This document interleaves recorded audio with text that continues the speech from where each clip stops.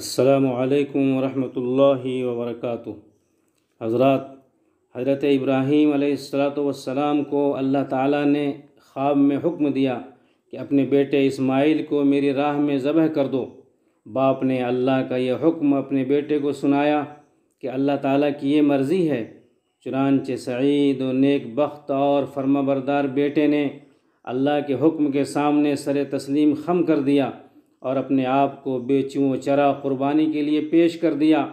باپ اور بیٹے کو ذرہ برابر تأمل، تذبذب اور شک دامنگیر نہ ہوا، اور اللہ تعالیٰ کی رضا و خوشنودی حاصل کرنے کے لیے اتنی بڑی عظیم آزمائش میں کامیاب ثابت ہوئے، جس کا صلہ یہ ملا کہ رہتی دنیا تک کے لیے اللہ تعالیٰ نے ان کی مبارک یادگار کو باقی رکھا، اور امت محمدیہ پر یہ سنت اس طور پر جاری کر دی گئی کہ ہر صاحب نصاب سال میں ایک بار عید الاضحیٰ کی متعین تاریخوں میں جانوروں کو قربان کریں، اور یہ ثواب بتلایا گیا کہ قربانی کے ایام میں جانوروں کے خون بہانے سے بڑھ کر اور کسی نفلی عمل کا اتنا بڑا مقام نہیں جتنا اس عمل کا ہے۔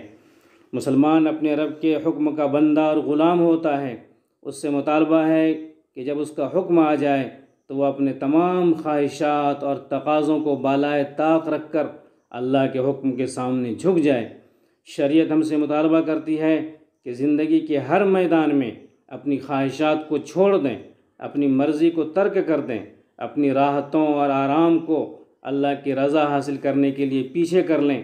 ہم سے مطالبہ ہوتا ہے کہ سود کو، رشوت کو، جھوٹ اور غیبت کو، ناجائز کمائی کو اور غلط عادتوں کو چھوڑ دیں اور ان سے کنارہ کشی اختیار کر لیں، حرام سے بچیں۔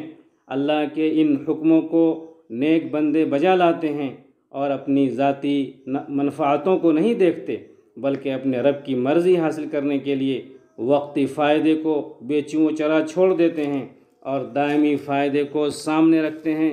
دنیا چند روزہ ہے، ایک دن مرنا ہے اور اپنے تمام اعمال کا حساب و کتاب دینا ہے۔ مومن بندہ ہر حال میں عارضی دنیا پر آخرت کو ترجیح دیتا ہے، لیکن غور سے دیکھیں تو ہماری زندگی سے قربانی کی روح نکل گئی ہے۔ آج ہم اپنے نفسانی خواہشات کے غلام بن گئے ہیں۔ ہمیں وقت پر کھانا نہیں ملتا، وقت پر چائے نہیں ملتی تو ہم اپنے ماتحتوں پر چراغ پا ہو جاتے ہیں، بیوی بچوں سے خفا ہو جاتے ہیں۔ لیکن اللہ کا حکم ٹوٹ رہا ہو، خالق کی مرضی پامال ہو رہی ہو، شریعت کے خلاف کام ہو رہا ہو تو ہمارے چہرے پر شکن نہیں آتا۔ گھر میں حرام کمائی آ رہی ہو تو اس پر ہمیں ناراضگی نہیں ہوتی۔ بچے نماز نہیں پڑھتے تو ہمیں غصہ نہیں آتا۔ معاشرے میں فواحش و منکرات کا ارتکاب ہو رہا ہے مگر ہمارے سروں پر جوں نہیں رینگتی۔ ہم سراپا احتجاج نہیں بنتے۔ شراب کا دور چل رہا ہے مگر ہم آنکھیں موند کر نکل جاتے ہیں۔ حضرت ابراہیم علیہ السلام کی پوری زندگی معاشرے میں موجود منکرات کے خلاف جد و جہد میں گزری۔ گھر کی لڑائی مول لی، خاندان کو ناراض کیا، بلکہ پوری حکومت ان کے خلاف ہو گئی، مگر انہوں نے ہمت نہیں ہاری۔ اپنے قول و عمل، اپنی ثابت قدمی، اپنی محنتوں اور کوششوں کے ذریعہ تمام تر فسادات کو ختم کیا اور اللہ کی مرضی کو ہر حال میں پیش نظر رکھا۔ اس کے لیے سخت ترین آزمائشوں سے گزرے، گھر سے بے گھر ہوئے، آگے نمرود میں ڈالے گئے، مگر ان کے پایۂ استقامت کو لغزش نہیں ہوئی۔ آج بھی اسی سنت ابراہیمی کو زندہ کرنے کی ضرورت ہے۔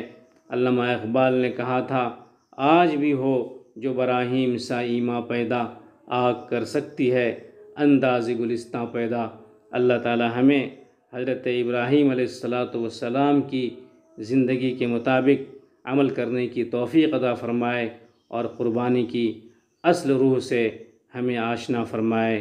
وما توفیقی الا باللہ وما علینا الا البلاغ وآخر دعوانا ان الحمد للہ رب العالمین۔